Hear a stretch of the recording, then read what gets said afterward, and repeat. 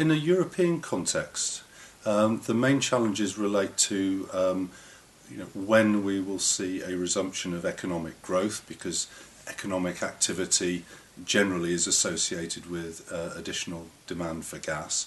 Specifically in a European context, though, I think gas recently has faced challenges from coal, which is partly a result of exports of coal from the US, reducing prices and making it difficult for gas to compete in the power sector.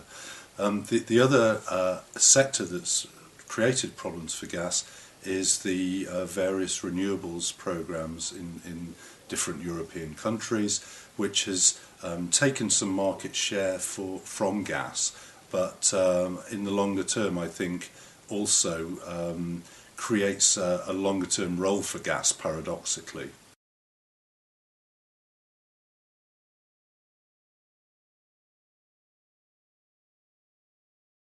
Only the other day the US government released a report it had commissioned from consultants, which painted a very positive view of the impact of LNG exports on the US economy. So I think it will be very difficult now for the US administration to say no to LNG exports.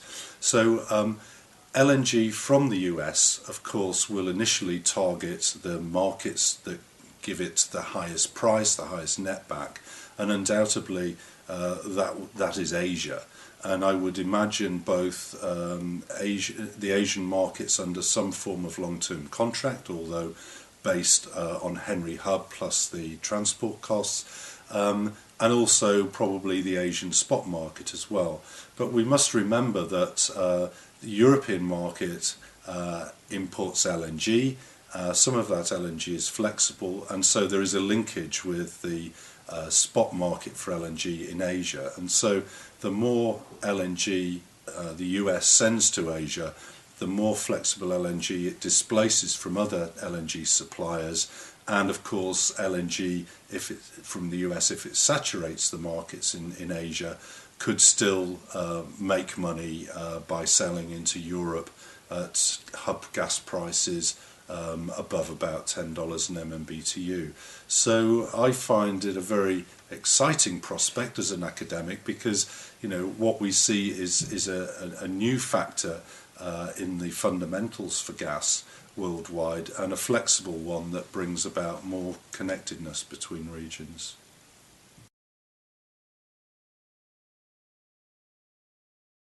In Europe, let's split it out really between the space heating sectors, the industrial sectors, and the power generation sectors. So in the space heating sectors, population growth in some countries and the trends towards fewer people per household is a factor that would tend to increase gas consumption, but better efficiency standards counteract that. So I would imagine a kind of a modest decline in gas demand in that sector. The industrial sector is very much related to economic growth and the continued existence of energy-intensive industries in Europe. The power generation sector is interesting.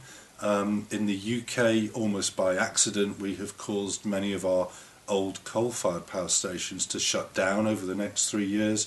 So that is kind of clearing some more space for gas to operate in more of a baseload capacity. Other countries in Europe may do that, but to a lesser extent. Every country is different.